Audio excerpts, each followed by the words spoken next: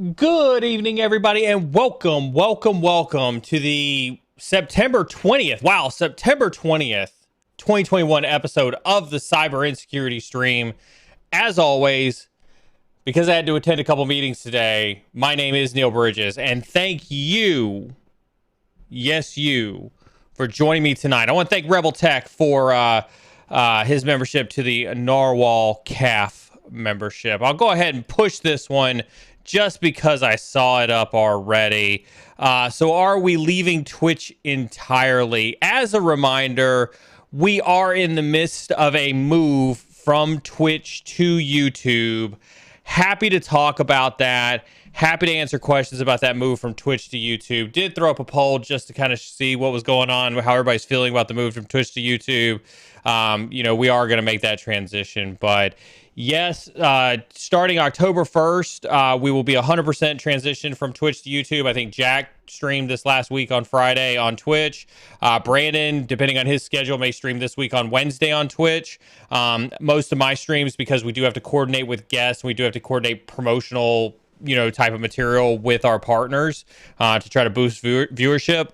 We will probably do most of those streams on YouTube. Just to ensure that we get the right amount of viewership on that. So that is kind of what's going on with that. Again, happy to answer any questions for that. I also want to thank Rebel Tech for upgrading to Narwhal Prime. Do make sure you do head on over there to the memberships page and check out some of the added benefits. Unlike Twitch, we did try to put a lot of thought. When I say we, it was me and the mod team as well as Carmen, put a lot of thought into trying to make the membership tiers actually mean something to the team, means something to all of you.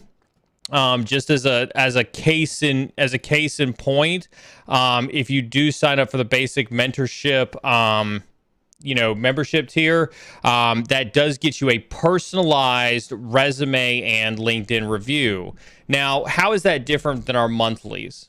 Right? How is that different than our monthlies? And I would highly encourage you, Devnil Zen, thank you so much for the super chat. I'd highly encourage you to talk to Kunran AI, Devnil Zen, and some of the other folks who have gotten their personalized resume and LinkedIn review. On the stream, when we're trying to crush through these, like we've done in previous resume reviews in the past, it's usually pretty fast. It's usually pretty rapid fire. Sometimes it's really hard for, us to really focus in on. This is truly a dedicated sit down, I spent about 30 minutes looking through both your resume and your LinkedIn. I'll mark it up on stream. I'll make sure that it's nice and succinct so that you can pause and rewind and put markers in there so that you can see all the edits and everything else that we're doing live on your resume. It's there for you to access. And as you can see, glad to see that Kunran, has implemented a lot of the changes. And so he did some of the fixes to his profile and the fixes to his resume. And as a result, he has an interview. And so I'm super excited and super pumped for him to hopefully get him a new kick-ass job. So congratulations on that. Real conversations with real people. That is direct from one of our guests right here on the stream. And you can catch us here every Monday, Wednesday, and Saturday, starting at 8 p.m. Eastern Standard Time and Friday morning at 8:30 a.m.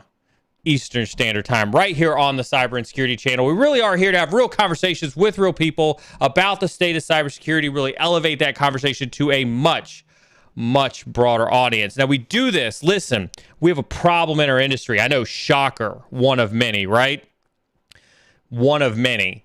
Right? We have a problem in this industry where we don't have real conversations about the topics that affect our cybersecurity industry, the people in it, or the companies that we protect. And because cybersecurity is an ever-changing landscape, our goal is to focus on multiple aspects of that industry. Listen to me. Listen, this is super important. Super important. Okay? You are not out of your league on this channel. I don't care. It blows my mind. I don't care how many years you've been in cyber. I don't care. No matter whatever your discipline is, red team, blue team, risk and governance, it doesn't matter. None of that matters. What matters is that you're here. What matters is that you're here and you're learning. You're here and you're getting the benefit of the community, right? That's what matters. We are here to discuss the industry impacts of the current landscape and really the art of the possible with dealing with today's cybersecurity issues. So listen to me. Whether you are an experienced veteran, we're so glad to have you here. We're glad to have all of our experienced veterans here. Like, you truly are here to pass on your knowledge to everybody else, and we truly do appreciate it. Whether you're new to the field, we love to talk to you. We love your questions. Your questions are like watching a flower bloom. It's like watching a flower bloom. They really are awesome. We are here to discuss everything about cybersecurity. So whether you're experienced, whether you're new to the field, whether you barely know how to spell cyber, or somebody who was born into cyber, this stream is for you. Yes, it is. And we are here and happy for everybody to participate and learn from our community. I'll talk about some of the guests we've got coming up in the next couple weeks. We have a packed schedule. We have a ridiculously packed schedule. And so I'll talk about that here in a little bit. We do have moderators in chat. And I want to personally thank, I do this every stream because there is not enough thanks that I can give to my moderators. And so I want to personally thank all of my moderators each and every stream for their dedication. Put the hype hands in chat, give the claps out, give some love to the moderators. They are truly doing a kick-ass job moderating our streams, and they have been for well over a year now. Moderators, a super important note about our moderators. Moderators are here to keep chat free of sexist, racist, misogynistic, elitist, or otherwise toxic behavior. We have a zero tolerance for toxicity on this channel. Zero tolerance. There is no try harder. We even have an emote for that. There is no try harder on this channel. You will not hear that. We are not about that life over here, right? Okay? It doesn't happen. I do trust my moderators explicitly, and their decision is final. If you're put on a timeout or a ban, you appeal to them, not to me. They are not here, however, to stifle chat. As a matter of fact, moderators are here to make sure that your voices are heard. They're here to make sure that your voices are heard. So with that being said, I'll be answering questions on stream. You all know how much I love to answer questions on stream. Your questions are incredibly important to us, and they are the prime value that comes from this stream being live. So let me draw your attention to this fancy-dancy device that was recently invented, known as a keyboard. I know it's shocking to some of you, but there is a keyboard. And there is a little chat box down at the bottom of the stream, right, that says, say something. And you're like, oh, there's a little thing where I could say something. You take this fancy-dancy little device, known as a keyboard, and you use your fingers. You can use one hand, you can use two hands, and you type on said keyboard. And then you put in your questions. You put in your questions into chat. And then my moderators, they pick them up, they smash them into a queue, and then we post them down on the screen and we answer them. However, we do only have one rule on questions. We do ask that you ask your question only once. Asking it more than once may result in a timeout or a ban. I do promise you that the moderators do see all the questions, and they do try to make sure that we get as many answered on our time on stream together.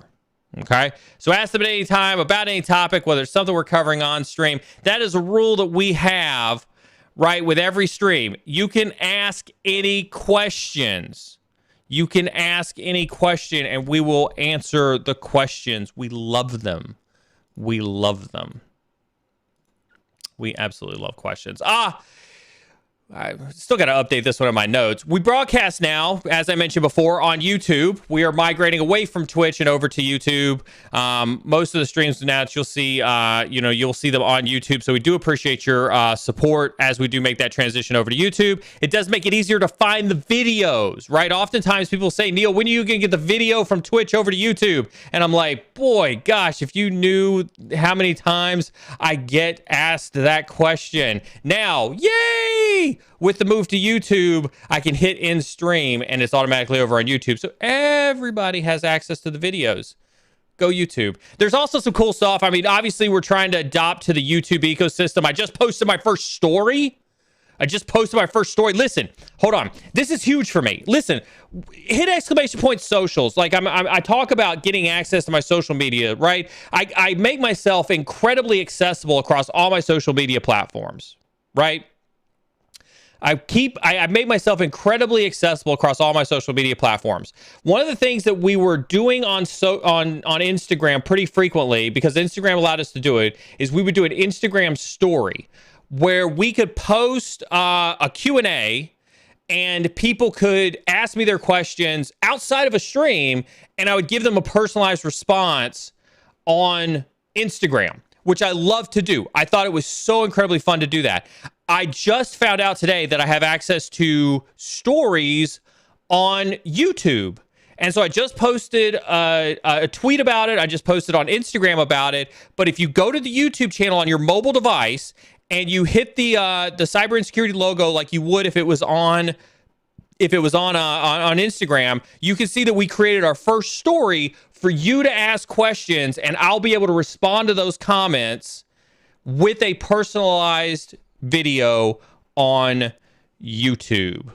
So super excited to be trying out stories. So as you can see, we are going to be adopting to a lot of the YouTube ecosystem. We are super excited for your continued support and usage of that ecosystem as well.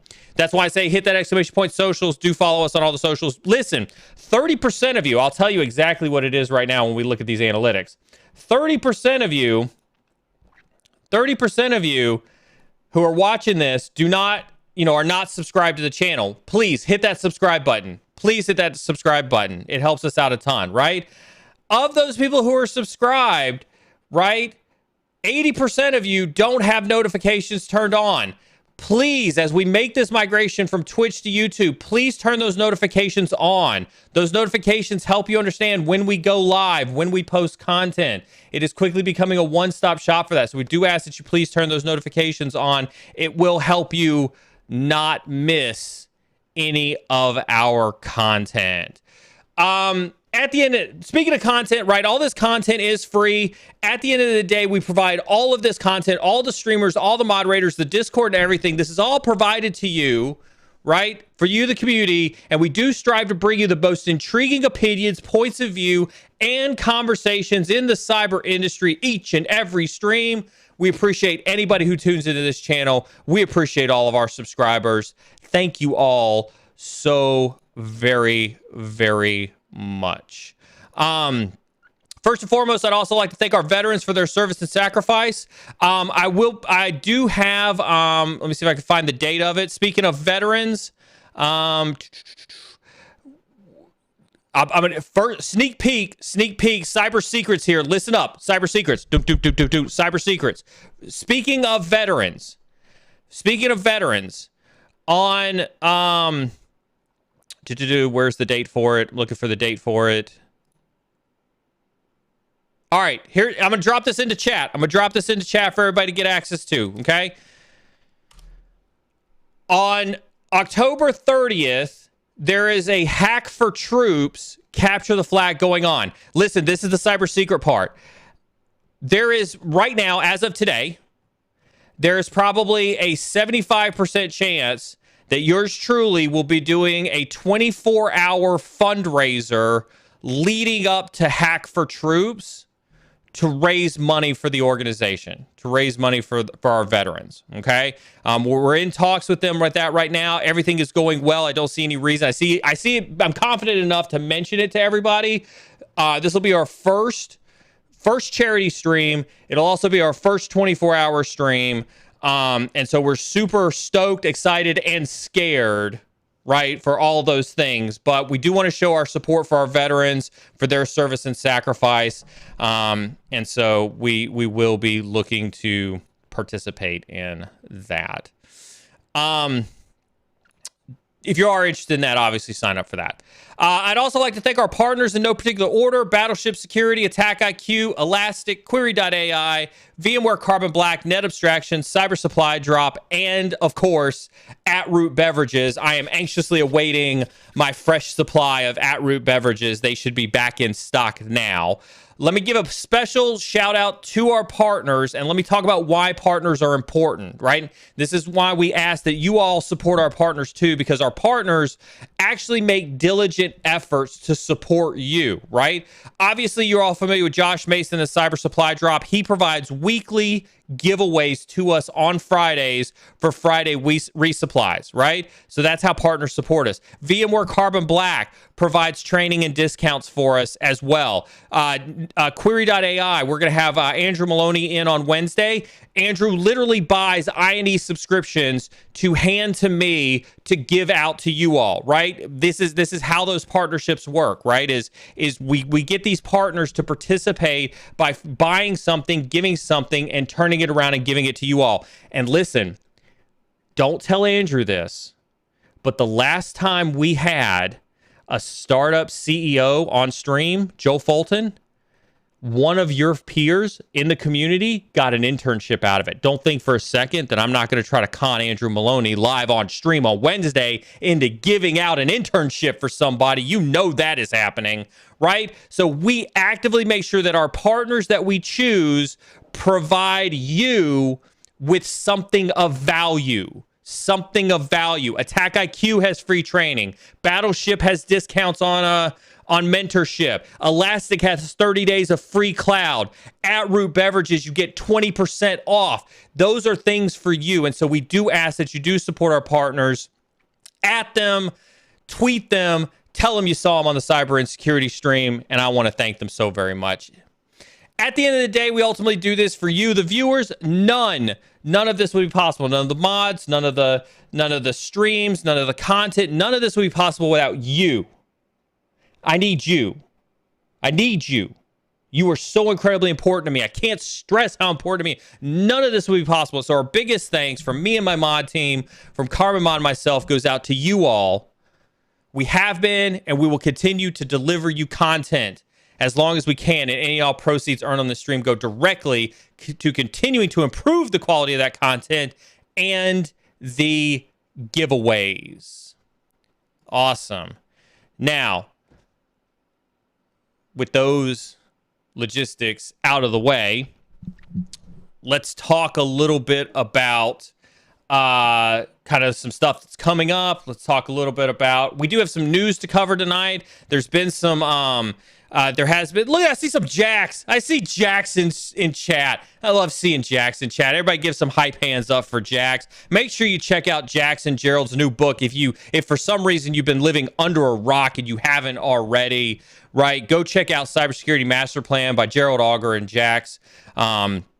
Jacqueline Scott. They did an amazing job with John Helmus writing that book. I'm super excited for them. I'm so happy that their book is doing so well on Amazon. I can only aspire and hope that my book does equally good when it's released. So thank you so much for tuning in, Jackson. I'm glad to see you. Glad to see you as always. All right.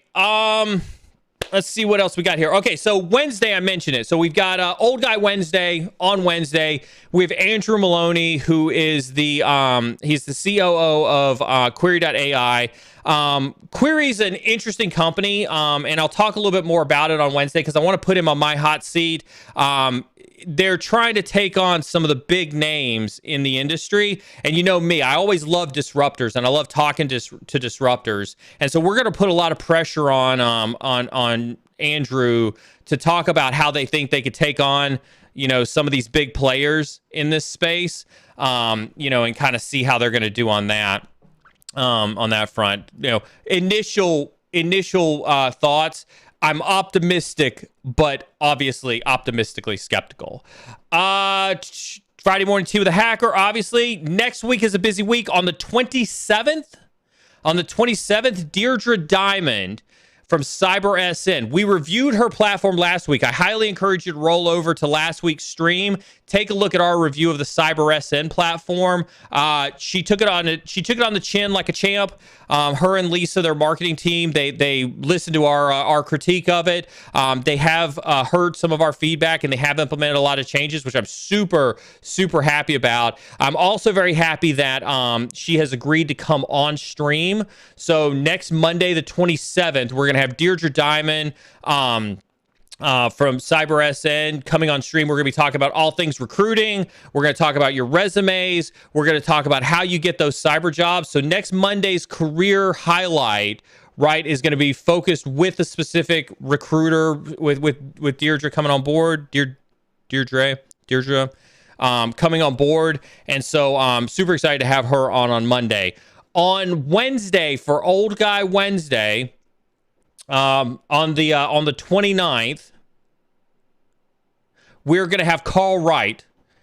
Had to think about it. I had to make sure I was on the schedule. My intern is out today, so he doesn't have my he's not talking in my ear to make sure that there he is. Yeah, Carl Wright. Carl Wright is the Chief Commercial Officer of Attack IQ, but we're not actually going to talk about anything commercial related. We're going to talk about a topic known as threat-informed defense.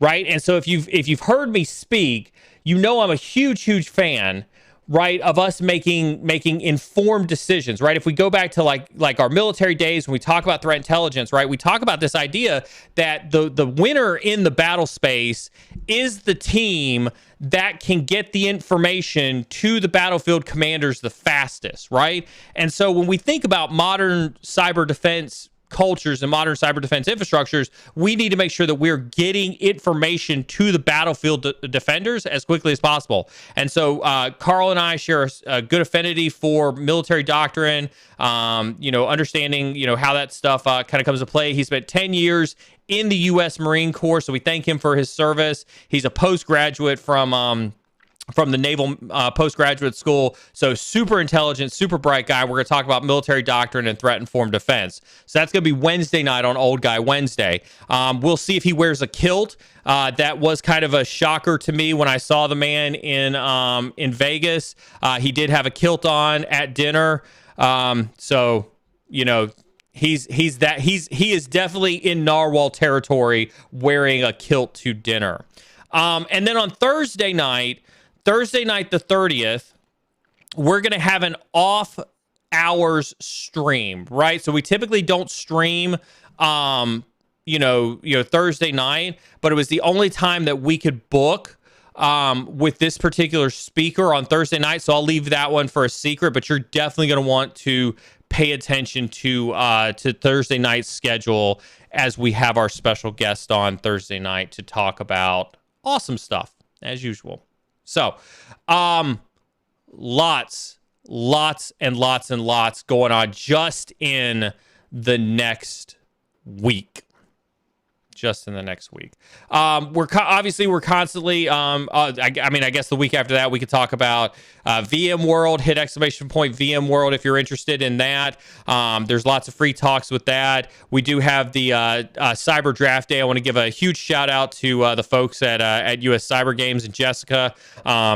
Looking forward to speaking at US Cyber Games. We're still trying to solidify getting some guest appearances before US Cyber Games from some of the folks there. Still working actively with Jessica on that one. So excited for that. Yes, Will Smith is speaking at VMworld. I saw that and I was like, okay, I've seen like Salesforce and other companies do some interesting things to bring visitors out to their conferences. I didn't know Will Smith was in that realm, but good on VMware and good on Will Smith. Don't necessarily know that I have a strong opinion about that one. Don't know that I have a strong opinion about that one. You guys aren't using a PS2 controller to chat? More power to you. I want to see a video on that one if you're using a PS2 controller for chat, because that's in regards to the keyboard. Yeah, here's another keyboard comment. Is that a QWERTY or quartz for the keyboard? Whatever floats your boat. Dvorak, I've seen people do the. I had a pen tester I worked with one time. He typed with a Dvorak keyboard. I was like, yep, I'll never even try to guess your password because I have no idea what a Dvorak. I didn't know what a Dvorak keyboard was until that happened. It was insane. It was truly and utterly insane. Here we go. I'm transitioning to cybersecurity from higher education. I have a master's in education with a focus in instructional technology. How can I best use my course design background to assist my transition? You want a job at I&E? In all fairness, like I think, what I would do is I would use your skills, and I would actually go either to an L&D department, a learning and development department. I would, look at companies like I&E or SANS or OffSec or, any of these other companies out there. And I would try to put your work, your degree and your experience in higher ed to work for them. I would get the certifications in cybersecurity, and I would use that higher education opportunity to make the transition for doing L&D for a cybersecurity company and then transitioning into a cybersecurity role. We recently saw somebody who started out in healthcare and then, was doing customer success and then was doing social media promotion and took the opportunity to get a whole bunch of, really great training and education and make a transition into a cybersecurity role. And that's probably one of the best things that could ever happen for individuals is recognizing that roadmap and being able to take that roadmap and pivot and transition off of there. Into that. Yeah. And I just saw Doc Jade on there as well. Doc Jade's got another fantastic story, very similar to that. And so, I think that that's a very realistic thing to do. And I fully and wholeheartedly support that. Sean says, hey, Neil, were you a 1B4? I was. I started out when I first got in the Air Force, I was a 2E2, doing crypto maintenance, telephone maintenance, things like that. I was, first switching networks, like some of the first certifications that I got back in 2003 when I first joined were CCNA, Net Plus, A Plus, Sec Plus, Microsoft, MCSE, MCSA, certifications like that. Did a lot of deployed tactical comm for the first combat comm in Germany, for the combat comm that's in, Camp Humphreys in South Korea, representing Cali out there, joining the Camp Humphreys crew out there in South Korea. It wasn't until I came back over, started work for the Special Operations Squadron in Herbert, that I got hooked up with 24th Air Force and Cyber Command, and then I was on the front lines of getting selected for 1 Bravo 4. I was number 1 of 225 to get selected of 1 Bravo 4, and so I was super happy to pioneer UNWT, undergraduate network warfare training, as well as INWT, intermediate network warfare training, with that as well. And so lots of exciting times for the 10-year stint that I had in the military. Happy to talk about those, but lots of fun times doing that. Do you have channel memberships yet? Yes, absolutely. You should be able to hop over to the join part of the channel. We've put we've put a lot of thought into the channel memberships. We've tried to give an incredibly low bar to entry, right, for people who wanted to support the stream, right? Less than Twitch, right? It's like bottom dollar, less than Twitch. No pressure there whatsoever. Just an obligatory Neil, love what you're doing. You could support it. It's literally $1.99, right? I think it's still cheaper than going to the dollar store these days. I don't think the dollar store actually has any meaning for $1 much anymore, right? So there's literally that. Then there's another level up, which is the equivalent to a tier 1 Switch or tier 1 Twitch Prime membership, which gets you access to sub chat. There is a mentorship tier, which we've added, which we couldn't add it at the Twitch level. So we've added a mentorship, which gets you some personalized resume, LinkedIn reviews. And then we've added a cyber protege for folks who truly want to take their career to the next level. It's one-on-one, it's group mentoring. It's some one-on-one personalized interaction with myself over your resume and over your LinkedIn.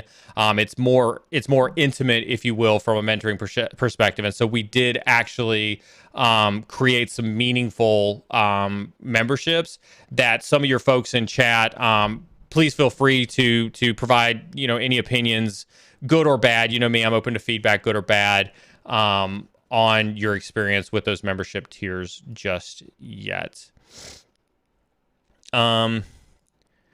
In the Air Force, I started as a 3A0, then I switched over to 3C051. Did you go to tech school at Keesler? I did go to tech school at Keesler. I did the 6 month. My tech school was 6 months at Keesler. And I was it was a long time to be at Keesler, to say the least. It was one of the longest tech schools that's out there. Did a lot of computers, did a lot of networking, did a lot of crypto. Was basically a nerd in a box for 6 months while I was out there at Keesler. So it was beautiful. I mean, I spent a lot of time at the dollar blackjack tables down there on the beach. I forget what the name of that casino was down there on the beach, but definitely spent a lot of time at the dollar blackjack tables doing that one. It was a lot of fun. Thank you so much, Phantom89X, for joining as a narwhal. We do truly appreciate it as well. Do you think Neil's book will be called 50 Shades of Cloud? That's a good one. I may actually steal that. We may do a third book after this one for 50 Shades of Cloud.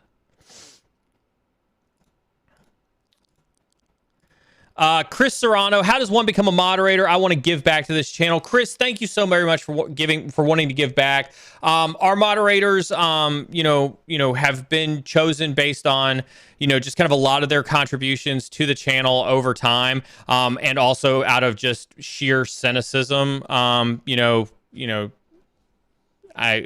of them, like Chris and that sec guy, B set guy. Some of these guys, I let Carmen pick, and she's the boss anyway, so I just kind of let her do her own thing, right?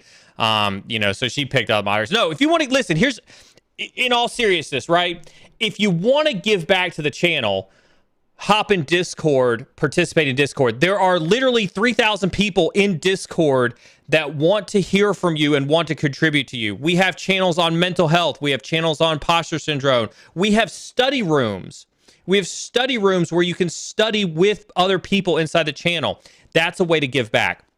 If you want to give back, help us promote the channel. Help us get more people who are looking for information on cybersecurity. Get these eyeballs on screen. That's a fantastic way for you to give back. Do those types of things to give back, and you'll get noticed. And you will be rewarded for that notification. We definitely look for more folks all the time to add to the cadre of moderators, both on Discord and on YouTube. And so just like I mentioned when I mentioned my social post, right? Run out there, get noticed, and we'll hook you up.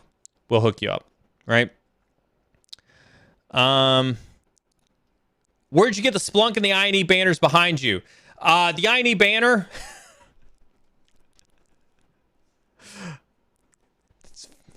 I laugh because I just realized that this isn't exactly a. So I've appeared on a lot of TV, right? Just in the last 12 months, and there used to be a big hole in the wall right here, where the INE banner was, and so the team at INE finally got tired of there not being an INE banner behind me. And so they went out and made a bunch of INE banners just for me to have one to stick behind my head when I'm on TV. So that's the funny story behind the INE banner. There have been a ton of people who have asked for an INE banner. I am definitely trying to get more INE banners produced, and we're going to try to get some INE banners to give away. Let me run a poll real quick. Can I end this poll? Okay, good. I can end this poll. Okay, thank you. I'm going to run a poll real quick. I have tons of swag bags in the garage that I didn't get to give away at Black Hat. So let me ask I'm going to run a poll. Do you have an interest in a swag bag giveaway? INE. I'm going to put it, it's INE swag, right? So it's not a whole lot of swag. If there's enough interest to this, if there's enough interest in this poll, then I promise you that we'll do some giveaways. We'll do more giveaways this week, and some of that will be some INE swag. But I literally have got probably 10 or 15 bags worth of INE swag down that I wasn't able to give away during Black Hat and DEF CON, that I'd be more than happy to give away on stream if there's actually enough people that are interested in it. I just got caught up. I see the Barney. I saw the Barney comment on that one. So yeah, feel free to vote on that poll. The Splunk banner, different story on the Splunk banner. I stole that. There's a competition every year called Boss of the Sock. And so in 2017, my sock team at a company that I worked at for before competed for their first time in doing any type of blue team, national event, from a competition perspective. And it is something that, we were all super proud of, is to be able to get into a position to be able to participate in Boss of the Sock. And so we participated nationally. We participated against Kohl's, NSA, all sorts of Fortune 100 companies that have been doing Splunk a lot longer than us. They placed in the top 5. We took 2 teams and both teams placed in the top 5. And I couldn't have been prouder, for the team. And so I went out, and stole this from the hallway. And then I stole this from the hallway, both of these. And these have been personalized memorabilia. People have oftentimes asked me if I would ever give this away on stream. Give me a good cause and I may actually sign this one, because this isn't just a normal Splunk banner. This one has sentimental value to me. And so if I ever gave this one away, it'd be like signed, it'd be like dated, it'd be like, here's a story to go with it. This one, if I ever gave this one away, this one would actually be giving away something that has real sentimental value to me. It's not just something that I hang up on the wall at all. So, happy to talk more about the banners, but I am trying to get more banners to give away. Will there be an audio version of your book? Can we get Morgan Friedman to do the voiceover, or BSEC, or Josh Mason? It's a good question. Maybe. Would you like to have a voiceover? What's that? What's that? It's not Morgan Freeman. Is it Samuel L. Jackson? That's not Carmen approved language. I can't use that one, right? Can't use that one. Oh, there's a Carmen mod in my ear. I'm over here like pushing questions and read them off, and there's a Carmen mod in my ear. Where did you come from? I didn't realize you were in my ear. Push the next question, please.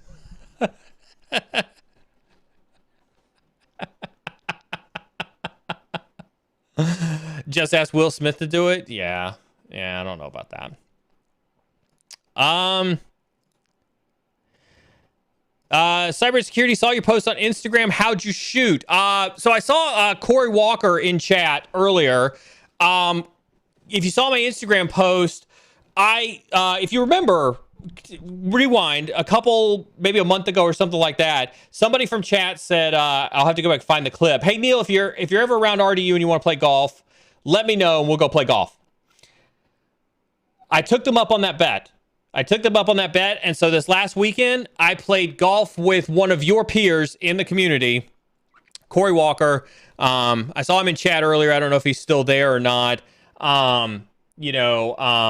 Played golf with him on Sunday, as well as Ryan, who's the director of video production from INE, and my stepdad. And it was super awesome to play with somebody from the community. We had I think we had a lot of valuable conversation. We talked about veteran life. We talked about military life. We talked about work stuff. It was definitely, one of the jokes that I made for people, right, was it was a great way to get 4 hours of time with me, is to volunteer to go play golf with me in town. And he took me up on it. We went to go play some golf. That dude can drive. That dude can drive like a mofo. He can't chip for poop, but he could drive. He can put that thing on a green in the drive from the tee box. He was definitely sandbagging us out there. I mean, like I had to pull out the big guns, try to shoot that 62, to show him up a little bit. But it was a great conversation. I appreciate him. The challenge is additionally who won? We all won, Phantom, because it was a great networking experience. That's who won. Me. I won.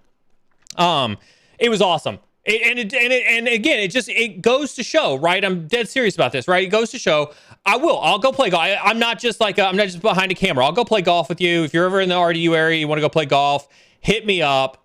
Happy to go do some golfing with you. It was a lot of fun. Hey, Neil, curious. How did people generally do in the beta course? Before we made the initial pass, so again, people who are seeing this question, I always remind people, right, when you're coming here, cybersecurity questions, check, easy ask. Hacking questions, check, easy ask. Life in the military, check, easy question to answer, right? How to get into cyber, what do I do? Career questions, those are all easy questions to ask. Absolutely ask me I&E questions. I'm very, very proud. I'm very, very proud to be the most accessible chief content officer, for any of the cybersecurity content or the cloud content or the networking content or the data science content that I&E has on the platform. And so if you have any questions about I&E, I will not shy away from it. That does not mean that this is an I&E sponsored stream. I&E does not sponsor this stream whatsoever. This is not an I&E sounding board, but I will be more than happy to talk about and answer any I&E related questions. So to that question, how did people generally do in the beta courses? When we got the initial results back, when we started to process the initial results, the average score was a 65%. That's how we knew we had made it hard.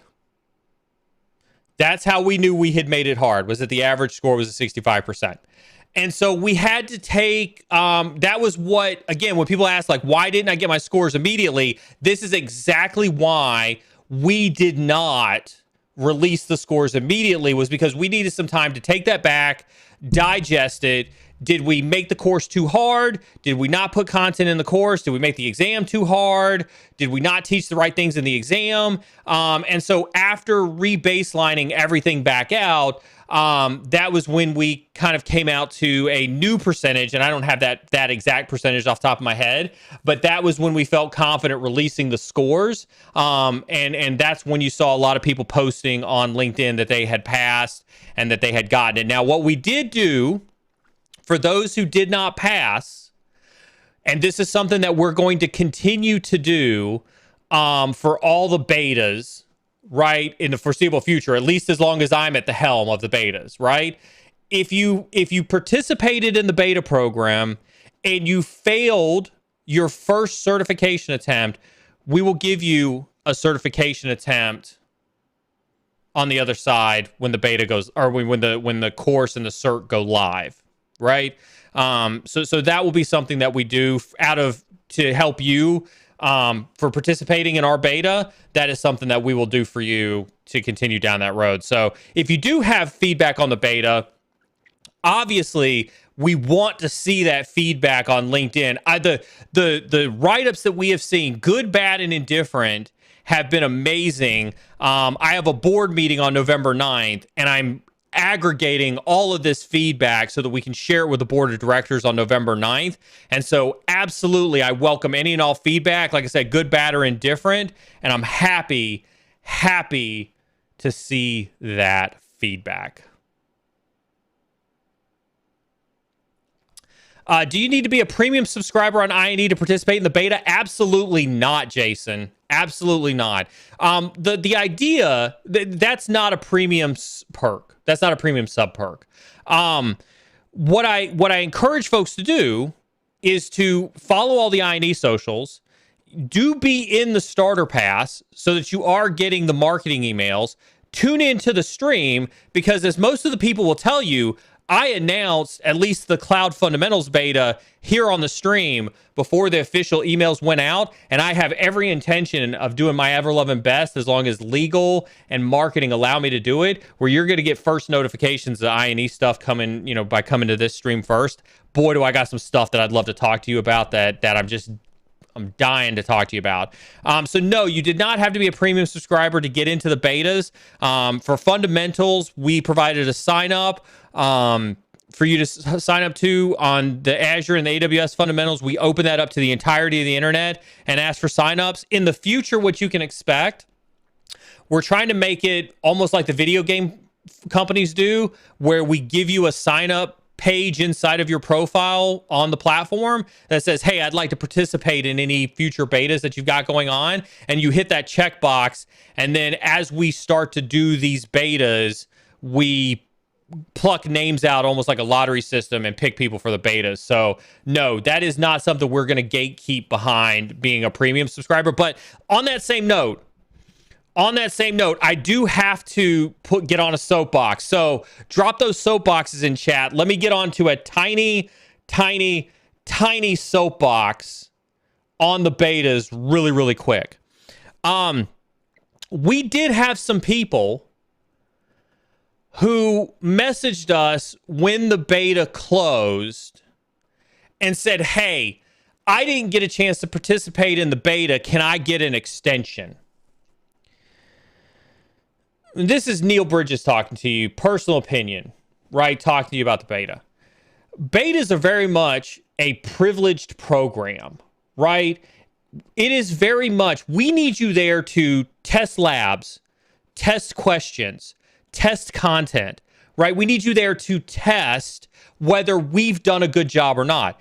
It's not there for you to necessarily feel like you have a right to that content yet, because it's not released in the platform for your consumption. The beta is a privileged program for y'all to participate in.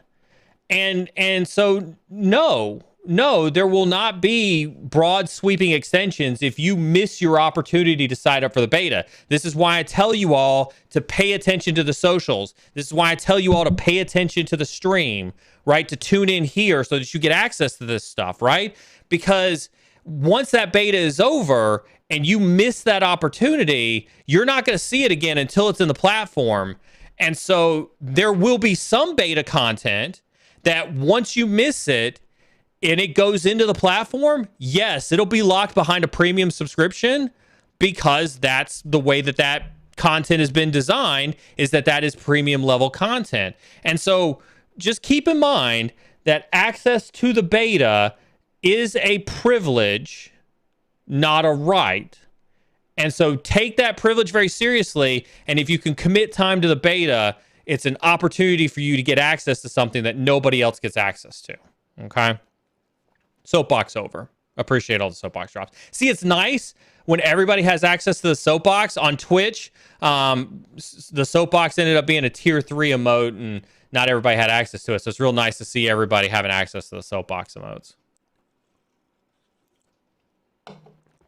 Hey, Neil, is taking the exams for the beta courses also free? Yeah, if you're in the beta and you took the beta certification, that was free. You basically got a free cert from INE. Don't let anybody tell you that we're gatekeeping content when we're literally giving away free certs. Right? You get to help shape the content, and it doesn't cost you anything. Like, that is a cert. The people who got their Cloud Fundamentals cert, that's a free cert. They didn't have to pay for it. All they did was participate in the beta, whether you're a premium subscriber or not. Phantom89X says, will INE Premium get more expensive after the cloud program release? If we can, should we get it before cloud goes live? Before cloud goes live? Dangerous topic to talk about, right? Dangerous topic to talk about. Will INE Premium get more expensive after the cloud program release? As of now, no. As of now, there is no plans. There is no strategy there is no conversation that I&E Premium will get more expensive, period, let alone after more of the cloud program releases. As of now.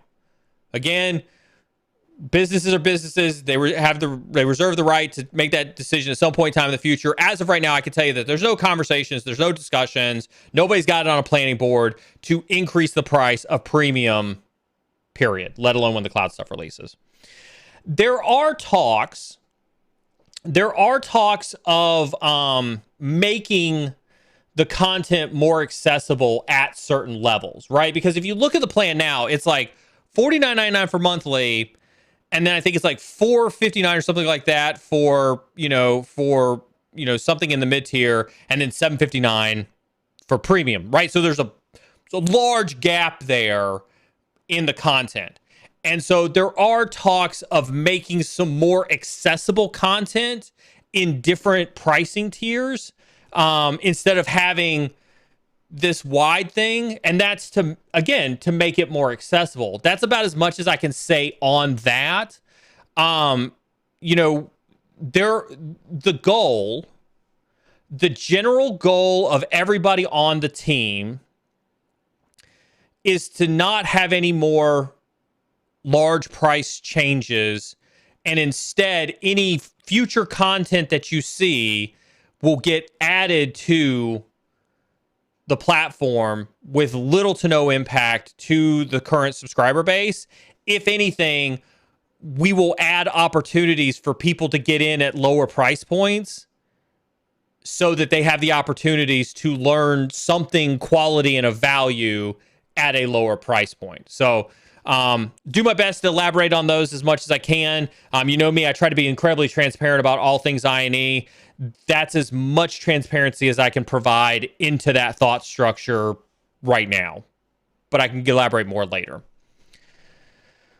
Mela says, I kept getting stuck in my CCNA studying on my own with a Cisco book until I took some free I&E courses on networking that were more helpful than the entire Cisco book. Hey, newsflash, most of our instructors get consulted by Cisco on Cisco's content because of how good our instructors are, right? Remember, I&E's motto is experts at making you experts, right?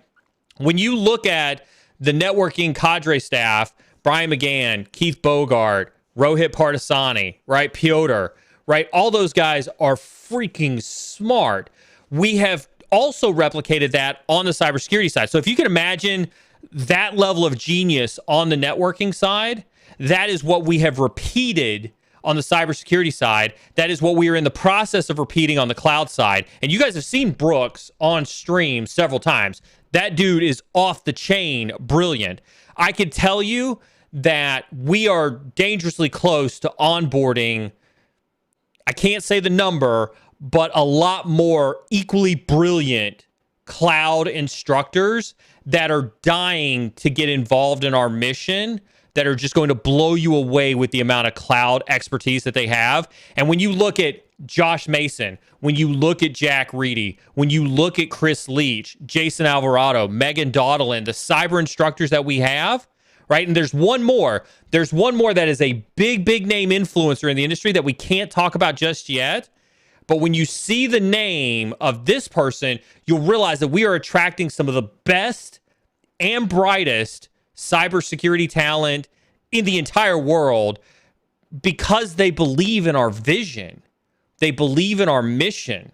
And because we are experts at making you an expert, and that is the reason why I stand by that statement 100%. Stuns and Roses, appreciate your basic mentorship membership. I will be getting to your resume review here in the next 24 to 48 hours, and you will see that on your exclusive members only access part of the YouTube page. So thank you very much for that, Stuns. Stuns has been an amazing influence in the industry. Like when we talk about participating in the community, come over to Discord, talk to Braden, talk to Stuns. He's in study chat doing hack the box stuff. He's always willing to teach and always willing to learn. This dude is a true MVP.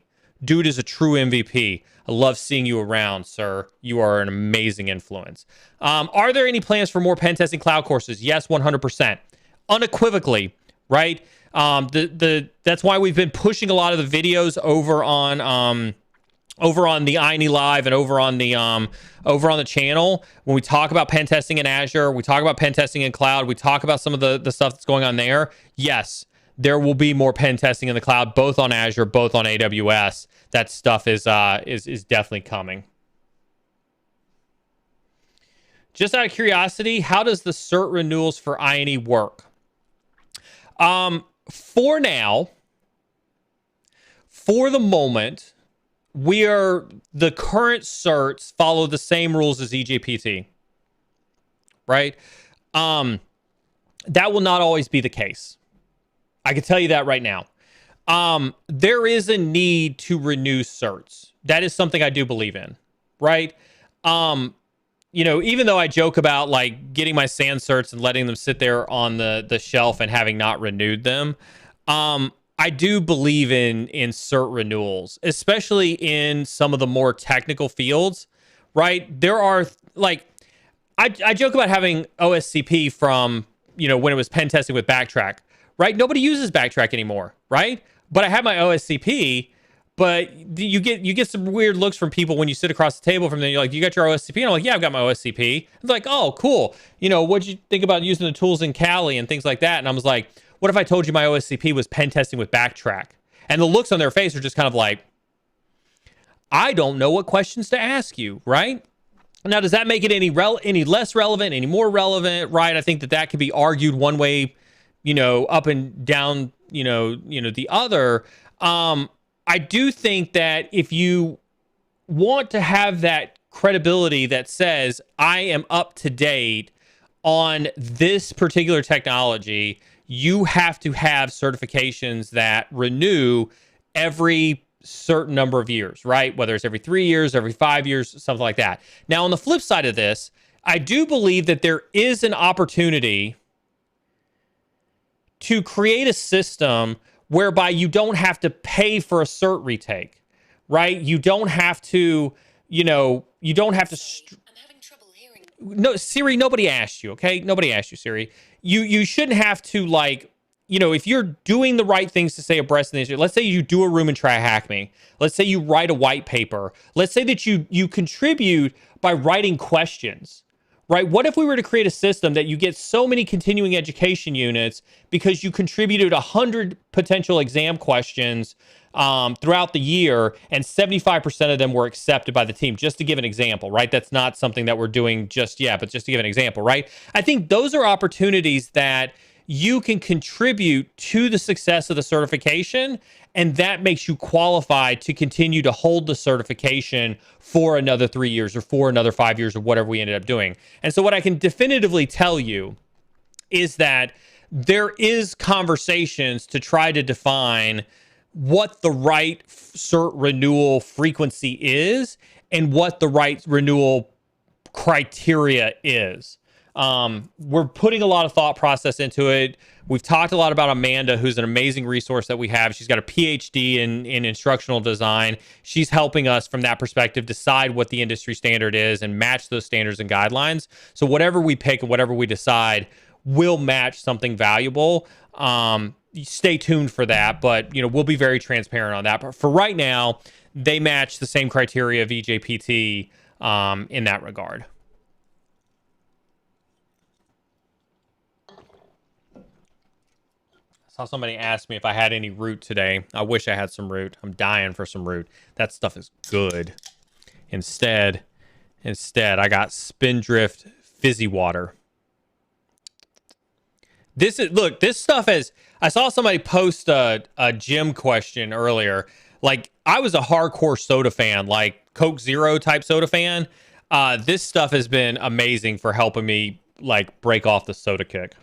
Like, I haven't had a soda in over a year.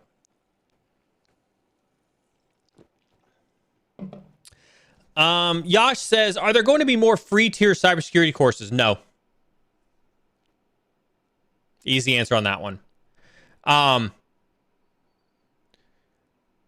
if you are waiting, so we have close. I can't disclose the exact number. We have close to 6 digits worth of people in the starter pass experience right now. Some of them, you would think that they're waiting for the second coming before they do any of the content. If you're that person waiting for the second coming to do any of the content in starter pass, you should probably get on that. And I'll leave that one be. You should probably get on that.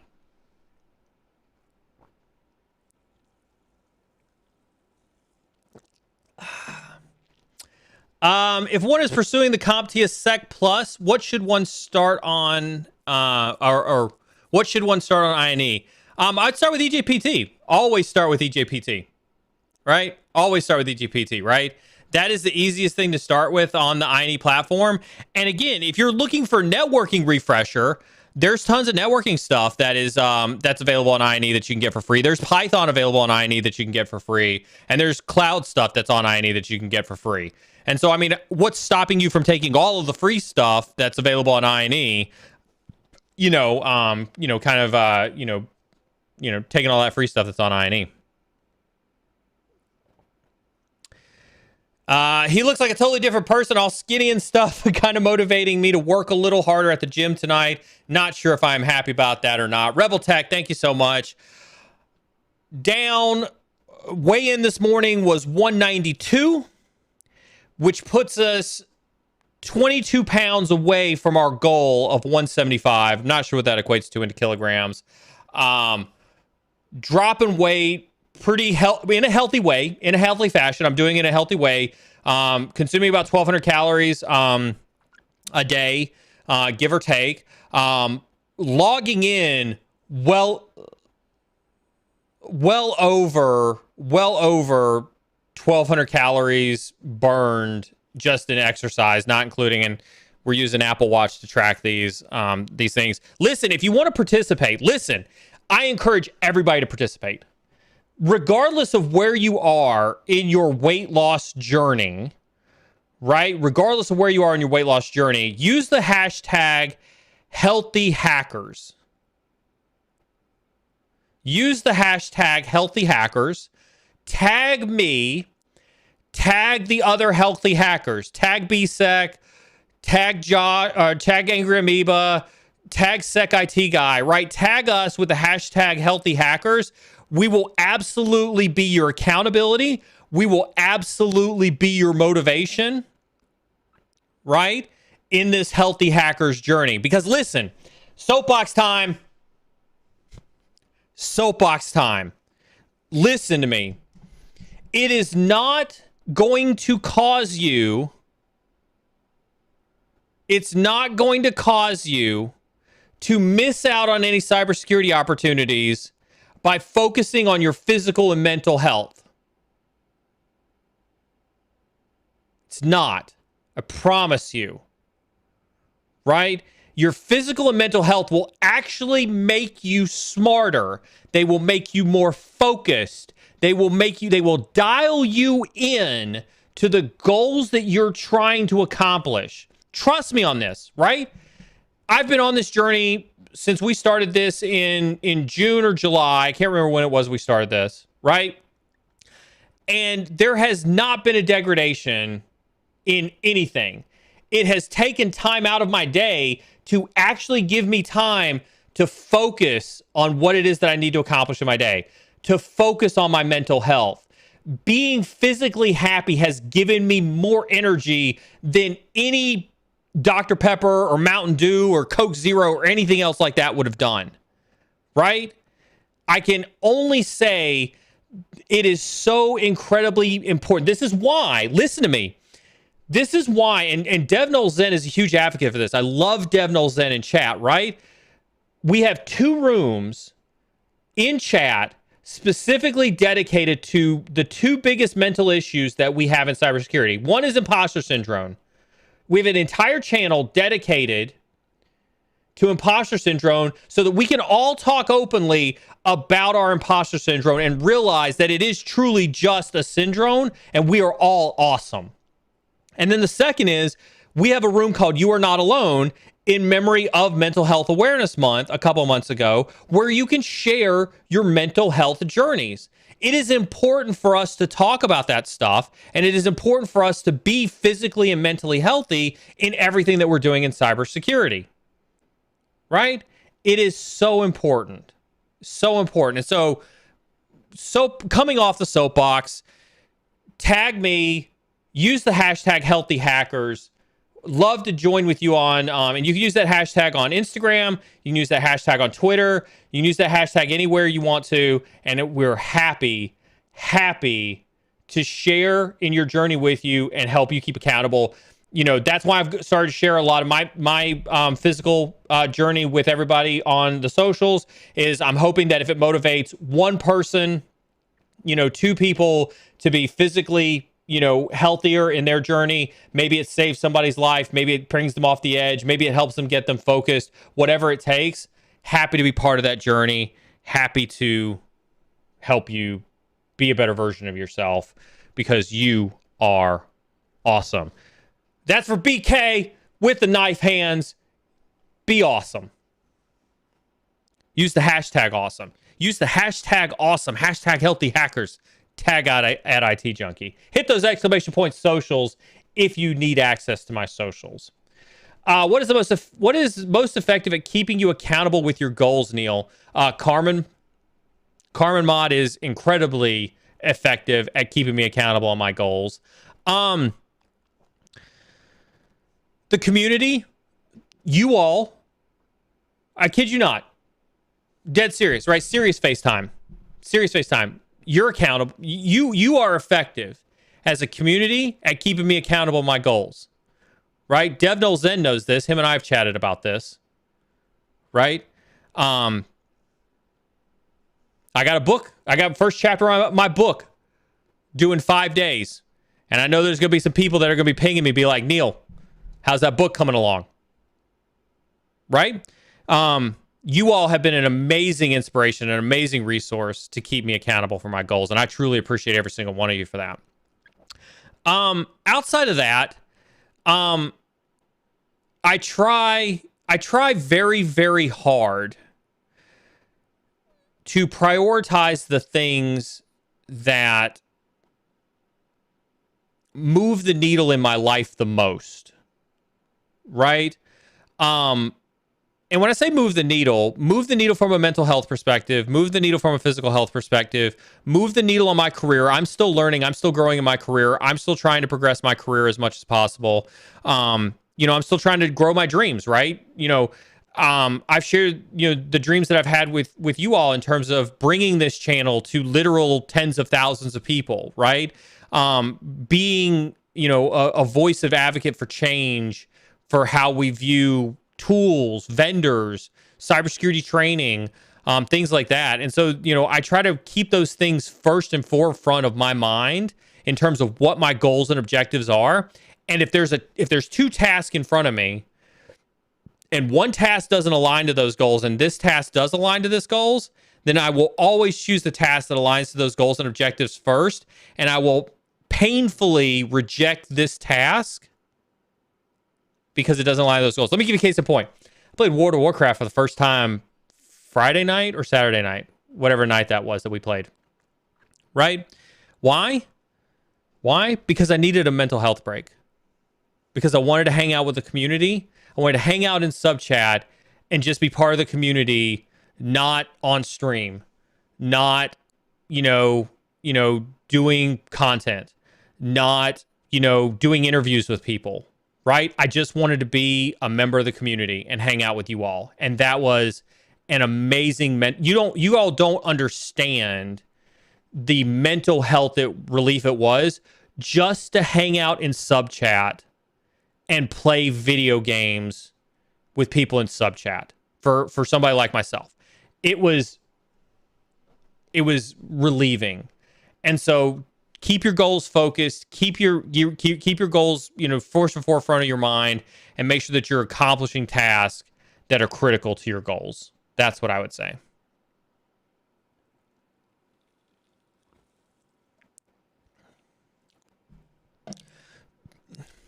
Are people looking to gain weight in a healthy way? Welcome in the Healthy Hackers group, or is it focused on weight loss? Hey, as long as you're a healthy hacker, as long as you're focusing on a healthy lifestyle, as long as you need accountability, right?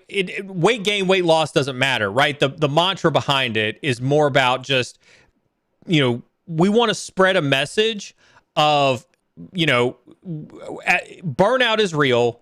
Imposter syndrome is real. We will all beat ourselves up and think that we're not moving fast enough, right?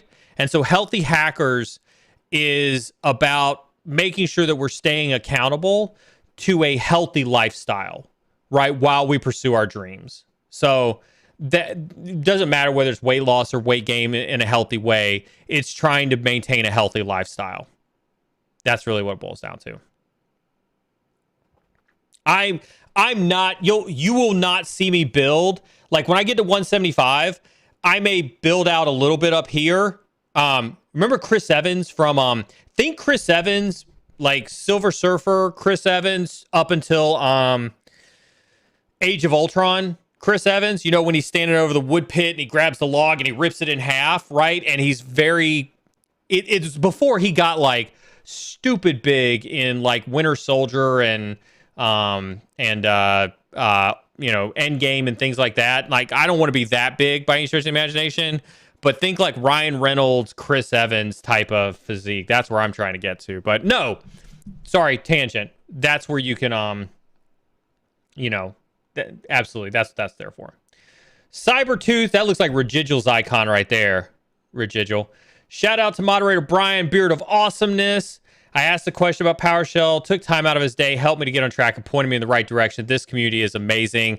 Thank you very much. That's what we're talking about. When we talk about getting in Discord, this is why I encourage everybody to get in Discord. When you talk about wanting to participate and wanting to help out the community, get in Discord and help out your fellow folks who have questions. That's the best way. Hop on LinkedIn, comment on people's posts, help them get visibility for the things that they are doing in their life. Listen, do you all understand that the bravery that it takes somebody to make their first post on LinkedIn, to brag about themselves on LinkedIn, to be happy that they got that first certification, right? The value that comes from you simply putting a comment on their page that says, hey, I'm super proud of you. Good job, right? Take time, right? Like Brian does all the time. This is one of the reasons why Brian is such a great moderator. This is why I'm so proud of having Brian on the moderator team, is because he does self-sacrifice his time. It's the mark of a good instructor right there.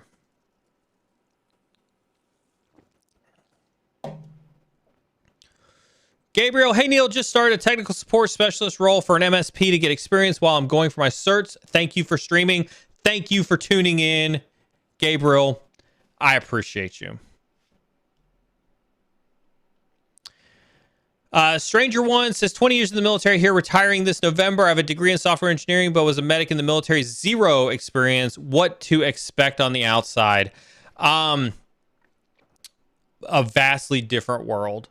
The biggest advice that I give to people getting out, right? The best advice that I give to people getting out is remember that nobody has to take your orders anymore. You telling somebody that they need to do something is no longer an order. And so it's vastly different when you say, hey, look, go over there and do that PowerPoint for me. And they're like, nah, I'll pass. And you're like, oh boy, I can't tell anybody to do something anymore. That's the aha moment. That's the aha moment. That's what I would tell you to expect on the outside is come to realize nobody's got to follow your orders anymore. Enjoy that wake-up call.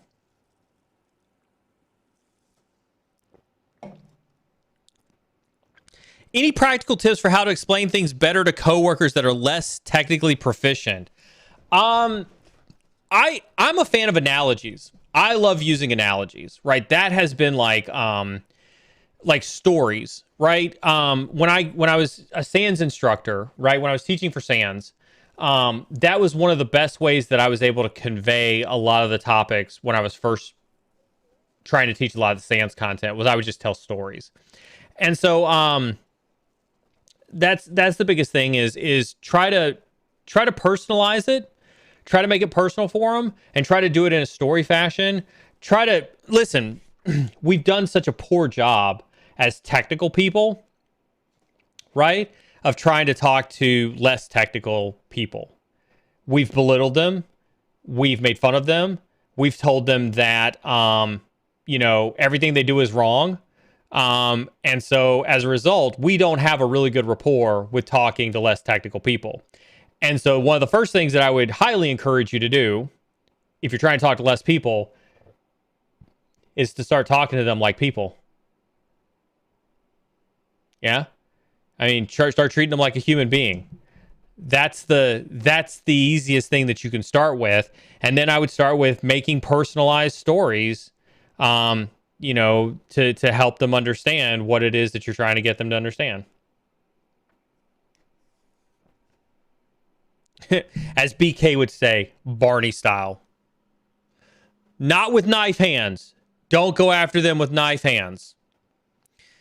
Command and Control says, how do you approach becoming a vCISO? Any requirements, tips to get started? Unpopular opinion. vCISO is CISO light, right? You're using that as a stepping stone because for some reason, right, there's not an opportunity for you to be a CISO at a real company. I'm cynical on the term vCISO, right? Let's be real when we talk about what a vCISO is, right? A vCISO is a virtual CISO. When you look at folks who are vCISOs, they are usually working for a professional services company, right? They're usually working for a professional services company, Accenture, SecureWorks, right? PwC, EY, right? They're working for another services company. And so there is this concept that, when you're working for a professional services company, the only thing that matters is billable hours. And when you look at this concept of billable hours and you look at the commodities required to staff a billable hour business model, you don't have a whole lot of time to staff a whole lot of highly experienced CISOs, especially since a whole lot of highly experienced CISOs command salaries $300,000, $400,000, $500,000, right? If we're talking Fortune 1000 CISOs, right? Pretty expensive. And so a professional services company can't staff a $400,000 CISO and charge rock bottom rate, which is where most businesses are that are employing vCISOs, right? So when you look at vCISOs, those PS companies are talking SMBs, small to medium businesses, or mid-market companies, okay? Companies that really can't afford a $500 an hour, a $600 an hour, a $700 an hour vCISO, okay? So now that we're in reality when it comes to that, vCISOs are really CISO lights. They're folks that vCISO is a fantastic career progression for people who eventually want to be a CISO, right? It is a fantastic garbage job. I'll use one of our favorite terms here. I'll use a fantastic garbage job as a stepping stone to being a real CISO, right? Because you're going to get farmed out to a bunch of companies that every piece of advice that you give them to do, they're going to tell you, we don't have the manpower, we don't have the staffing, we don't have the funding for, and so you're just going to have to spend your entire time finding the minimum viable product to secure that organization because they're not going to have the money to do anything that you tell them to do. Okay? And so this is why I'm very cynical on vCISOs. This is why I'm very cynical on vCISOs. Right? In terms of requirements, right, I would say you still look at the requirements for a CISO, right? Are you familiar with frameworks? Are you familiar with project management? Are you familiar with running organizations, especially security operations teams, right? I would look at those requirements I'd be familiar with those requirements. And then I would start looking for, honestly, if you want tips to get started on a roadmap to vCISO, consulting.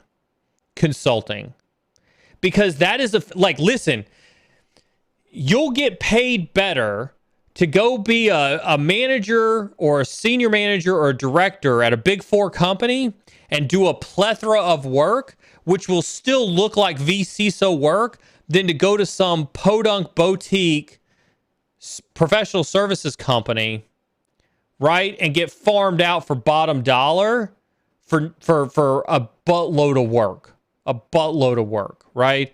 Hard conversation to have. I don't want to turn you away from it. It's a valuable stepping stone. It is not a stepping stone that you'll see me take. I offer vCISO services for my company, but I do that on extreme case-by-case basis and only for the right client. I will be more than happy to call up my friends that do that and be like, hey, you want a gig?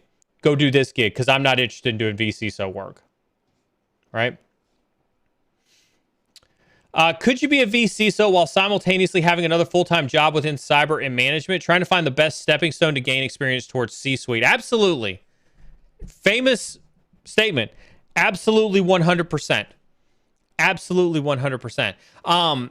Listen, and I've said this before, most of us in this industry do work on the side, right? I make no secrets about it. I'm in conversation with somebody right now about doing work on the side. I run my business for work on the side, right? I do it to stay technically proficient. I do it to maintain my connections in the industry. And I do it just because I need a little distraction every once in a while. And doing pen tests on the side is fun. Doing threat hunting on the side is fun. Consulting for product management is fun, right? It's just genuinely fun. And so, I'm transparent about it, and I always have been. The only time that has bitten me in the butt was when I went to go work for PwC. And that was the dumbest mistake I ever did. I should have done a lot of other things instead of let them talk me out of that role at PwC, instead of giving up my part-time work. But it is 100% within your capacity, and I highly encourage, listen, in a mentally respectful way,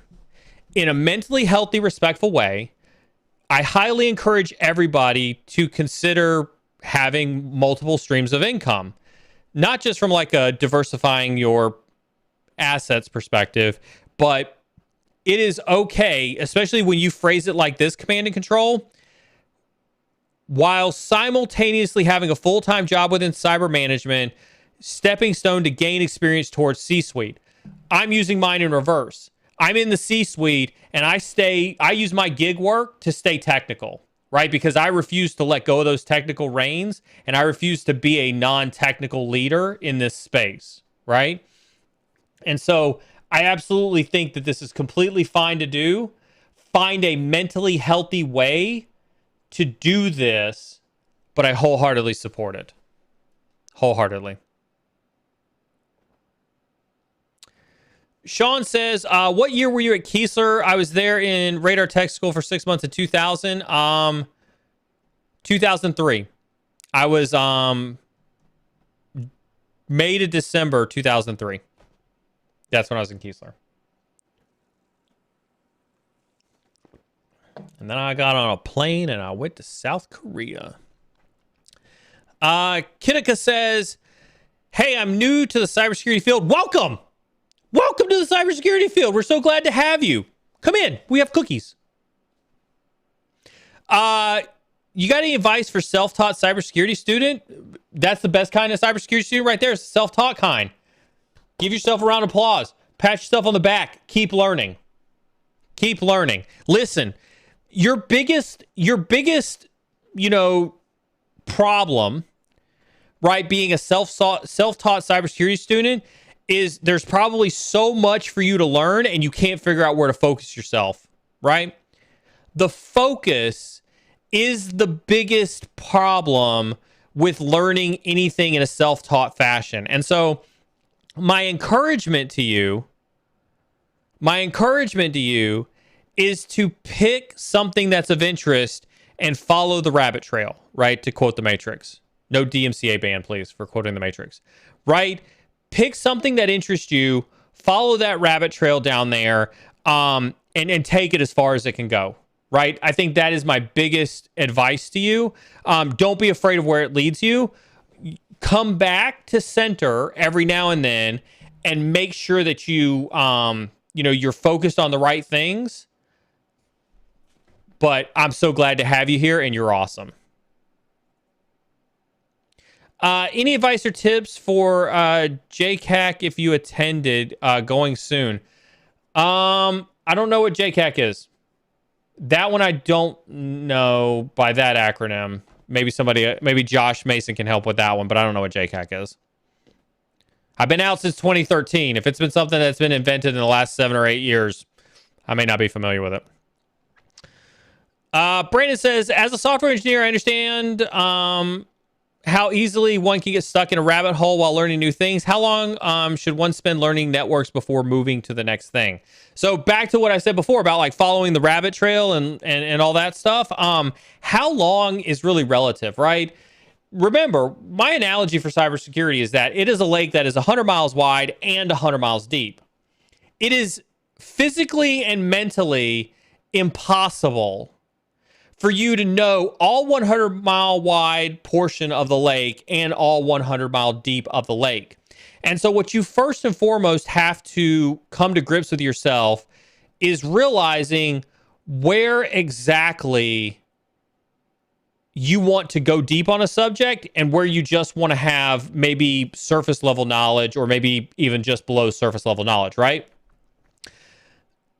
I never really cared for PCI, but I knew that I needed PCI when I built the pen testing practice at one of the MSPs that I worked for. And so I dove into PCI about 25% deep in PCI, just enough to do the job, be the expert, and do it in a way that I would feel ethically comfortable doing the QSA style work, right? But I was nowhere relatively interested in being a super in-depth QSA by any stretch of the imagination. And so you just kind of have to recognize those areas where you only want to be an inch deep and those areas where you want to be a mile deep, and recognize that it's okay for them to be adjacent. Like you can know ACLs a mile deep, but then you're like VLANs, screw that. I'm doing VLANs at the surface level knowledge. But then you may get into a portion of your job where you're like, I need to go deep on VLANs, and you may be suddenly forced to go deep. But pick the areas that you want to go deep on in this field, and that's the stuff that I would continue to pursue down the rabbit trail. Igor says, as a SOC lead, how do I stop myself from worrying about being hacked 24/7? I feel like it really affects my mental health when I'm thinking about work all day. That was one of the reasons why I decided to step away from security operations work. That's hard. That's a hard question. That's a hard life to live, right? How?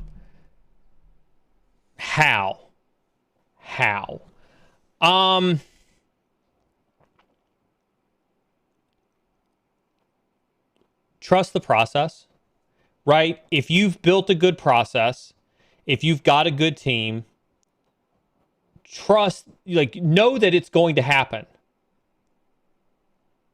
It happens to everybody. You will get hacked. So you have to come to grips to know that your day will come.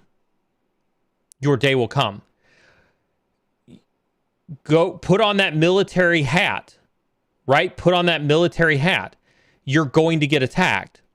Bolster your defenses, Make sure your processes are in check. Be ready to respond. Listen, cyber defense isn't about not getting hacked. Let me say that again. Look at me when I'm talking to you. Cyber defense is not about not getting hacked. You're going to get hacked.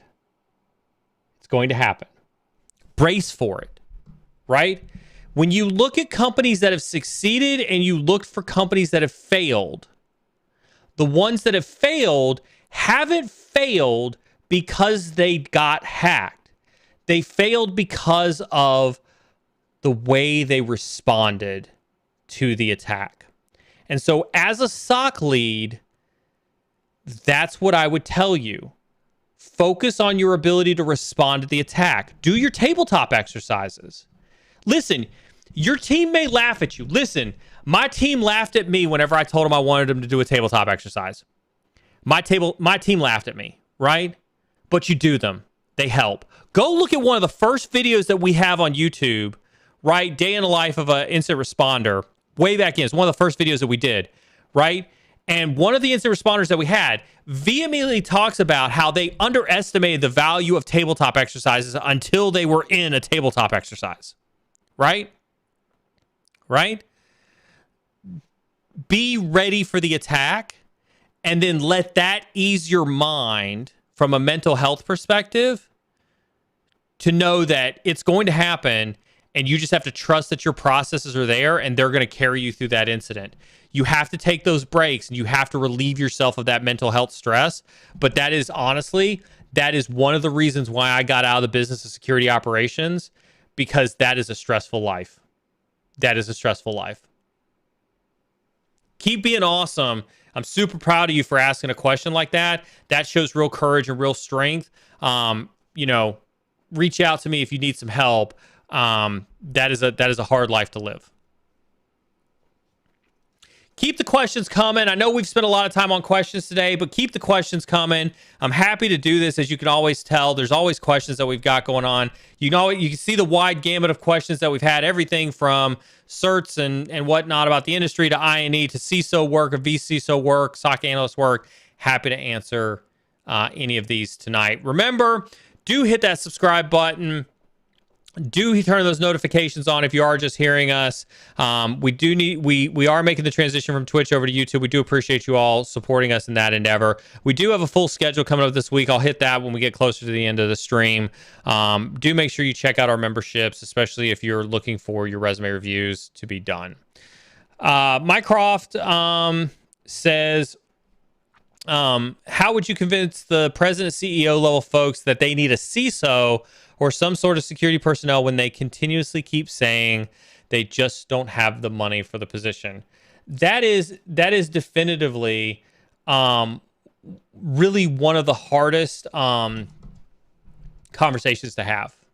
It's one of the hardest conversations to have, right?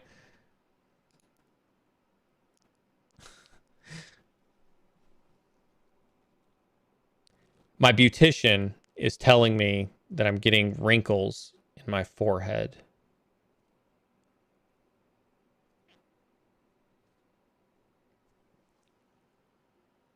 There we go. Had to relax the forehead. No. Listen, there was a company I worked for. This will tell you like the mentality of a lot of these C-suites, just in case you aren't aware of this already, right? I worked for a company one time that had been in business for 125 years. And they were successful for 125 years. They were a crushing company. They were amazing. They didn't get a CISO until one of the members of their board of directors told them to get a CISO. And the only reason that member of the board of directors told them to get a CISO was because that board of director member also sat on the board of directors for a company, a Fortune 100 company that had just been hacked.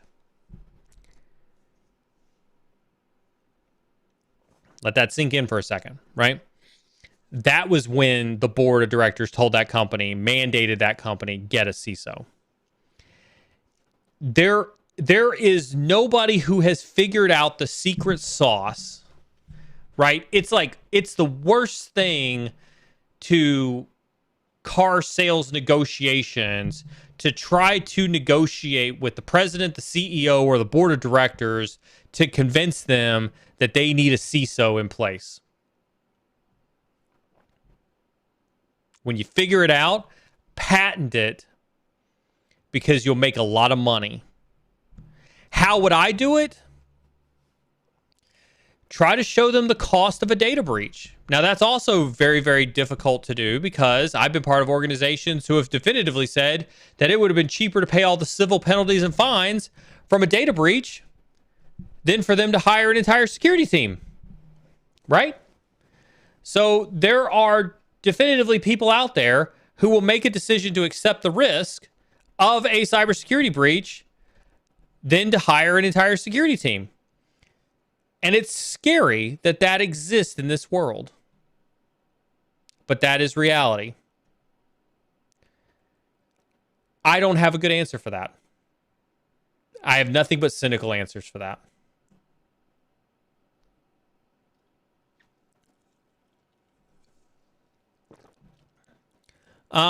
Neil, big thanks for the broad message. I got my EJPT and was fully committed to the pen tester path. I decided to also apply to blue team internships. Now I do vulnerability management full-time and love life. Yes! Woo! I'm happy for you. Good job. More blue team jobs than red team. Now you have a path, Hesloth. Now you have a path. Now you're in.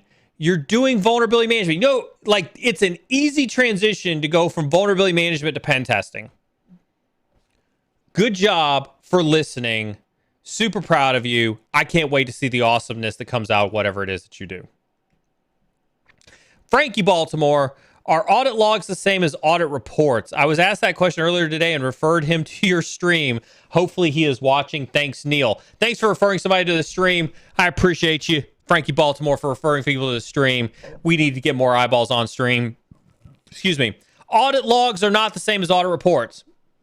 Audit logs typically come from your servers in the form of digital electronic logs that most people do store in a Splunk or a SIM or any other type of log aggregation solution for internal audit to audit against, typically in identity and access management solutions, so that they can make sure that you're adhering to user account processes and things like that.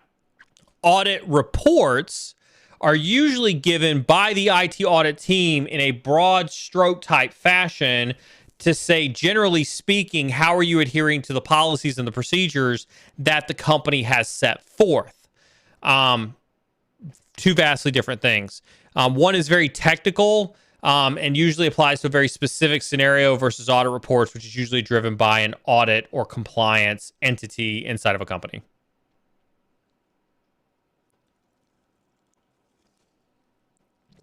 Neil, previous session you spoke about looking at your pen test go bag and hack 5, etc. Probably a great session. Any idea when that might drop?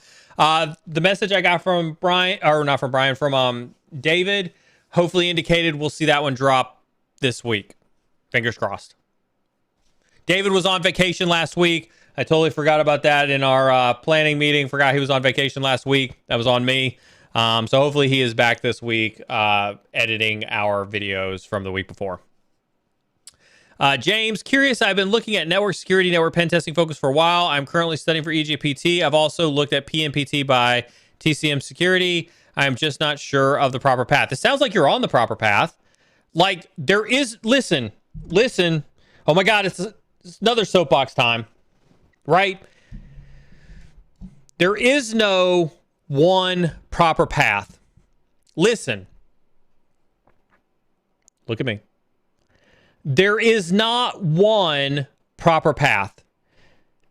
The proper path are like buttholes. Everybody's got one, and they all use toilet paper at some point in time. Right? The proper path is the path that works for you, the learner, It is the path that helps you consume the information.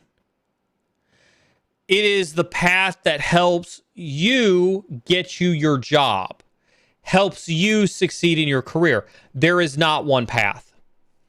You're on a proper path right now, right? This isn't a risk-based conversation. If I get EJPT and I don't get PMPT, I'm not going to get a job. If I get PMPT and don't get EJPT, I'm not going to get a job. That's not a conversation that you need to be having with yourself. Go take them both.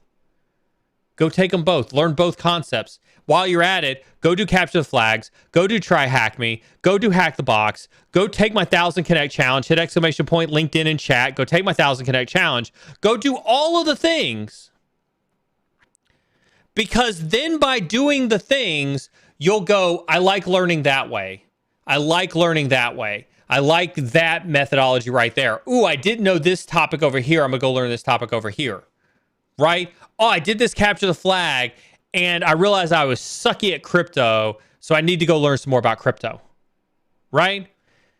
That right there, that's the path. Whether it's red team or blue team, whether it's risk and governance, whether it's vulnerability management, right? Whatever the case is, whether it's CISO, that's the path. There is no one path. There is no one path. There's not one ring to rule them all, right? Go with the path that helps you learn. Go with the path that helps you be successful. Share your journey with people so they can support you in your journey. But just be awesome. Just be awesome. Hey, Neil, have you ever played with Raspberry Pi 4s for pen testing gear and lab environments? I played with some of the older Raspberry Pis for Wi-Fi pen testing and for drop boxes, where you put like a small version of Kali on there, and then you send them out to client sites and you have them plug them into a network, and then they basically call back and act as hot points inside of environments.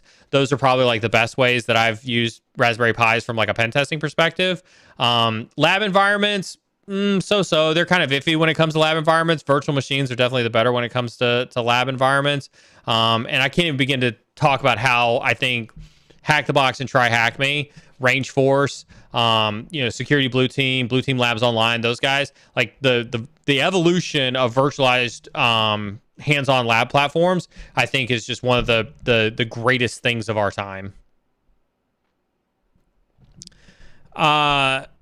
It's Owen says, I'm having trouble getting an exam voucher through Navy. Cool. Is there another resource program you recommend? Reach out to Cali. Reach out to California 909 in chat.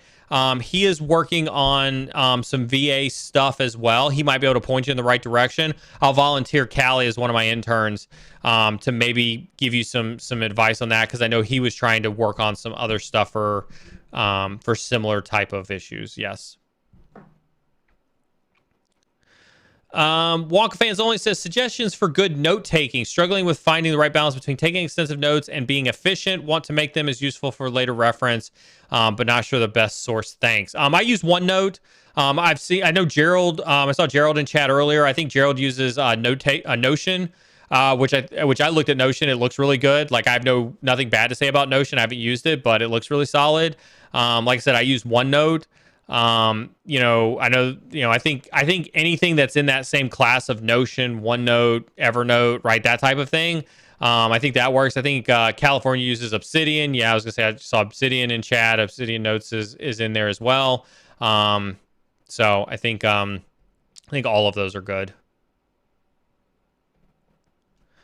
39 years old. I'm finishing an associate's degree in cyber. I was a manager in a car business before this. I'm afraid of settling for an entry position. What might be a better fit? The best thing, if you're trying not to settle for an entry level position, then you need to figure out the best way to convey the business concepts on your resume that you learned as being a manager in the car business, and be able to sell that those business concepts that you learned will help you in your cyber career.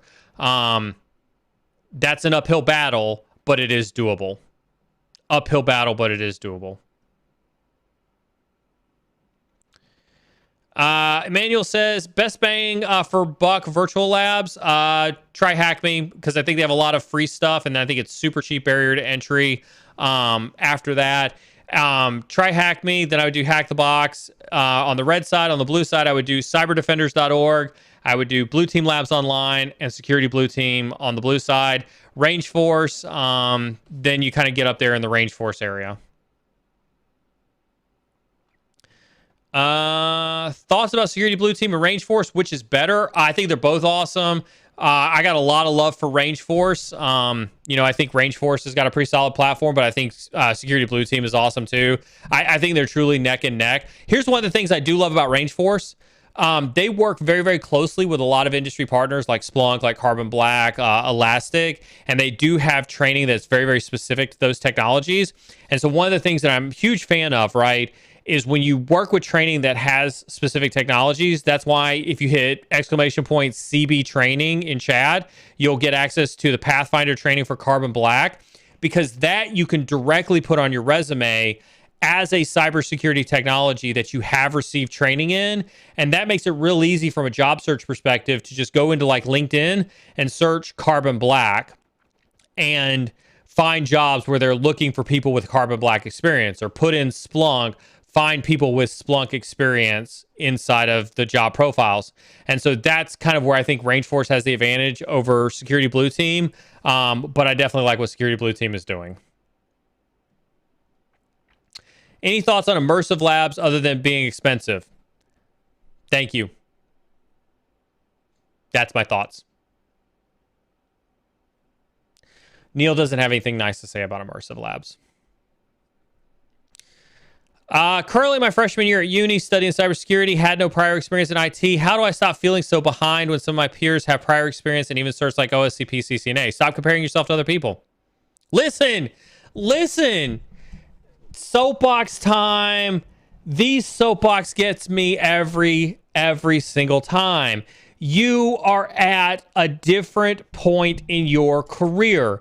You are at a different point in your life. You are not your peers. You are not of the same years of experience. You're not at the same education level. You're not of the same backgrounds. You didn't all do the same things. You're not carbon copies of each other. You are your own person. Listen, and I hate this, right? I hate this. People are going to be like, but Neil. Stop it. Like, where's my XDR meme? Somebody post the XDR meme in chat. Stop it. Stop. You're trying to compare yourself to somebody else's success. And you have no clue. You have no clue the work that they put into that success. But yet you think that you should be at their level. Based on what factors? Just because they're there and you're not? Why? Right? Stop comparing yourself to other people. You are all on different paths to success, right? So if you want to stop feeling behind, stop comparing yourself to other people. Where's my Crayola box? I'll draw this one on the iPad. Don't make me break out the iPad and put it on a whiteboard. Stop comparing yourself to other people. Okay? That's how you do it. Soapbox over. Hey, Neil, will you be doing Try Hack Me, Hack the Box streams if time permits? I see this question more and more. I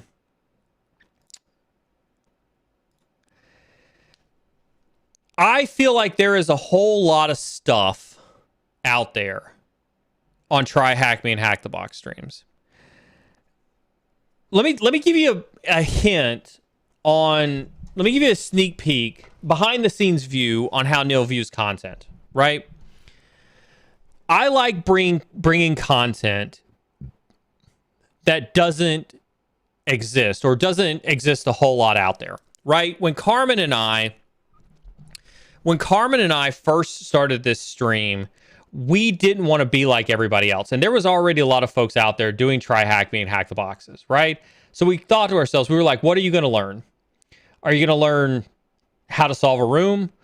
Are you going to learn the right answer or the wrong answer? Or are you going to learn methodology? It's like, okay, you're going to learn methodology. Well, okay, how else can we teach methodology other than doing Try Hack Me and Hack the Box streams, right? That way we were doing it different than everybody else that was out there. And so, no, we decided that we weren't going to do Try Hack Me and Hack the Box streams. Instead, what we did last year, we were doing a lot of capture the flags early on in the streams. Now, we've gotten away from that. That is something that we as a team have talked about doing more of, is more of the capture the flag streams, because we talked a lot about our methodology as we did some of the capture the flag streams, right?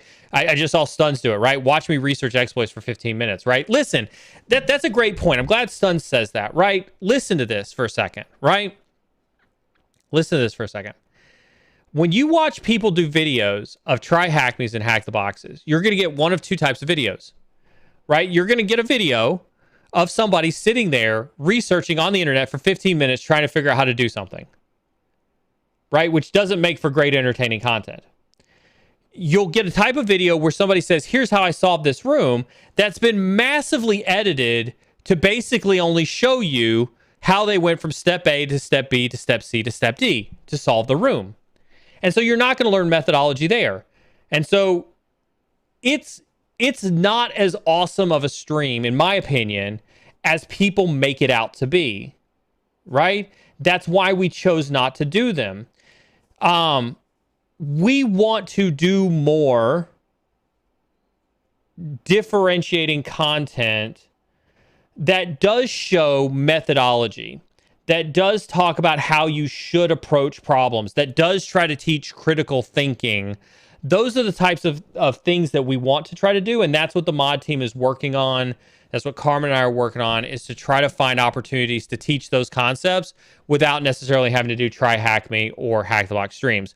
What we will do, what we have considered doing, is some of the blue team stuff, right? Because some of the blue team stuff, you know, can lend itself to a different methodology conversation, lend us to talk about attack techniques and defensive techniques at the same time, you know, and things like that.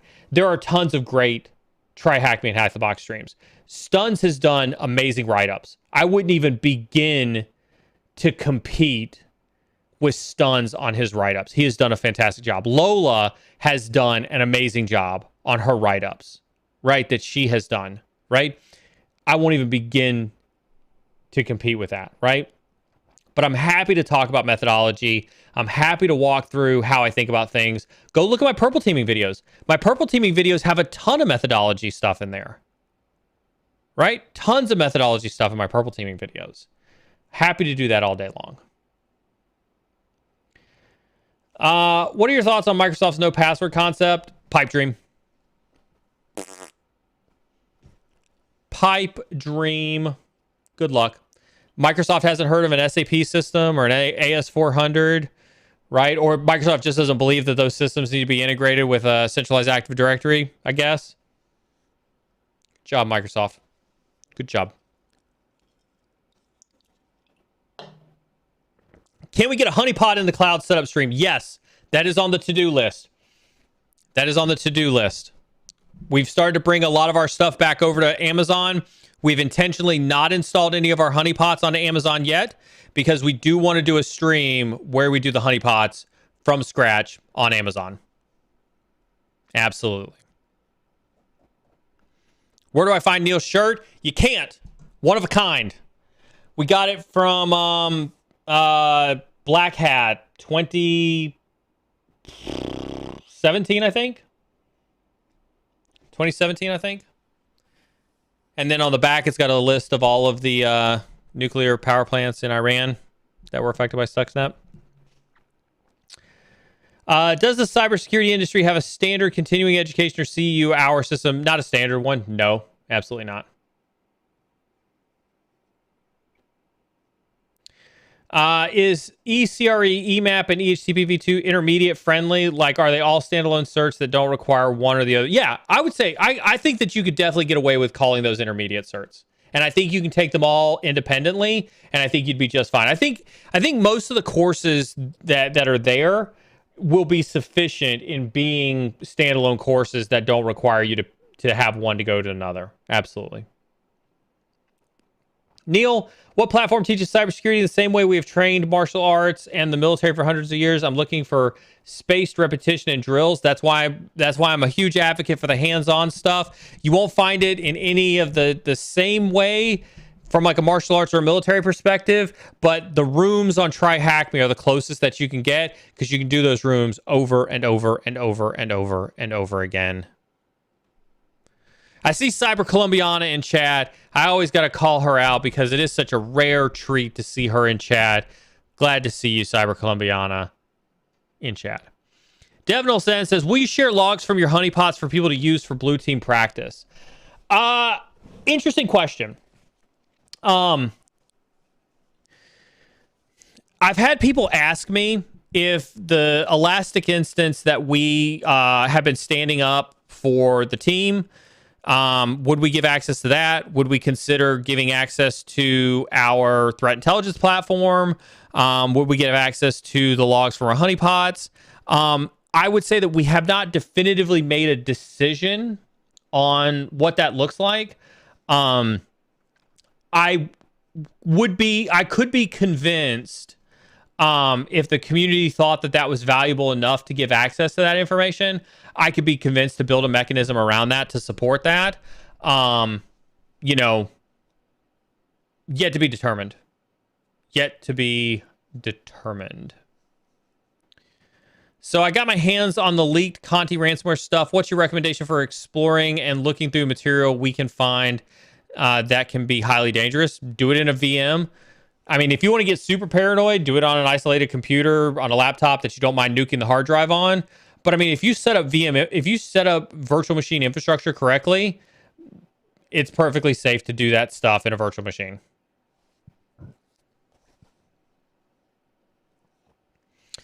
Last question. We're at the top of the hour. This will be the last question, and then I'll make a few announcements, and then we'll call it for the night. How do you gain credibility in industry outside of your current company? I am within top 1% on Try Hack Me and BTLO. But beyond those, how to best gain additional visibility for career, both post, be sociable. Listen, I thought about posting this today, right? Maybe I'll still post it tomorrow. Gone are the days where you can ignore social media, especially in a post-COVID world where everybody's working remote, right? If you want to gain credibility, you have got to use the social networks to your advantage. Right? In today's digital ecosystem where data is capitalized and social is the main form of communication, for you to think that you gain credibility by ignoring those delivery mechanisms shows that you haven't matured your thought process to think in today's digital ecosystem. You have to embrace today's digital ecosystem. This is why I encourage you to take the 1,000 Connect Challenge. Right? Hit exclamation point LinkedIn, take the 1,000 Connect Challenge. There is too much social media, Callie. There is too much social media. But that does not mean that you can ignore it. Right? Listen, all of y'all talk about being hackers, either on the blue side or red side. All of you talk about being hackers, but you refuse to use the tools to hack your career. You refuse to use the tools. Let me say it slower. Let me get in real close. Let me talk to those in the back. Most of you hackers refuse to use the tools to hack your career. And so if you're afraid of using the socials because you're too cool, because you're a hacker, because real hackers practice OPSEC and they would never use LinkedIn, because real hackers don't post on social media. That's only for the facey spacies and the Twitterverses. You are truly a dinosaur in today's digital ecosystem. You are truly a dinosaur. Right? You want to talk about gaining credibility in this industry? Embrace the socials. Go watch Gary Vaynerchuk. Right? I just because I saw Stuns say it in chat, right? Not a fan of social media, but have become ham over the last few months, and I tag everybody. And look at his social clout going up. Look at his credibility going up. Look at his participation in the community as an example of how to gain credibility. Right? It's that easy. It's not rocket science. It's not rocket science. It's challenging, and it's hard, and it requires you to put in some work, but it's not rocket science, y'all. I promise you that. It can be done. All right. We didn't get to any news. That's fine. I've got some news that I can save for Wednesday. Wednesday, we've got a super awesome guest. Listen, I need lots of hype on Wednesday. Tell your mom, tell your grandma, tell your friends. We need maximum hype on Wednesday. And here's why. Here's why. Maximum hype on Wednesday. Andrew Maloney from Query.ai is going to come on stream. Andrew loves the stream so much and supports the stream so much that he truly is giving away an I&E subscription every month, care of Query.ai. We'll give that subscription away on Wednesday on his stream. So there will be an I&E premium subscription given away. See, aren't you glad you didn't leave this stream? There's 20 people that dropped when I said that this was the last question. They don't get to hear this information. You all do, right? We're going to be doing an I&E giveaway on Wednesday. I'll go downstairs. I'll get the swag bags out. We'll do some swag bag giveaways. And if we sneak it in right,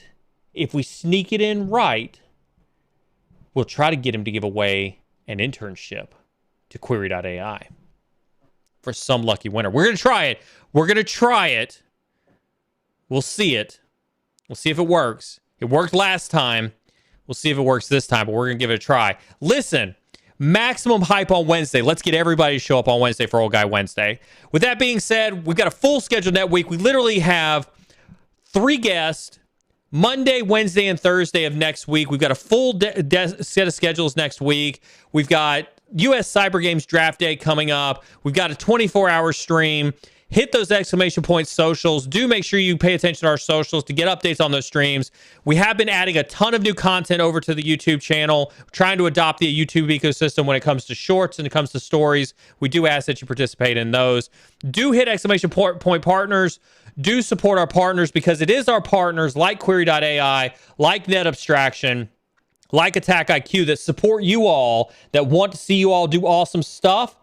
So please support our partners. And listen to me. I can't say it enough. You all make me so happy. You all are the reason that I stream. You, right there, helping you all is the reason that I stream. Hit exclamation point Discord. Get in on that community.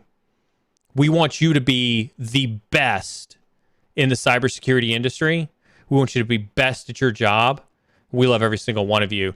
Thank you so much, 1NZ, for hooking up that Narwhal Prime membership. Make sure you do head over to the memberships. Do check out the memberships that we do have over there. If you are interested in getting your resume reviewed, next Saturday, the 25th, that's actually this Saturday. That's 5 days away. Listen, real quick, resume reviews. Resume review times.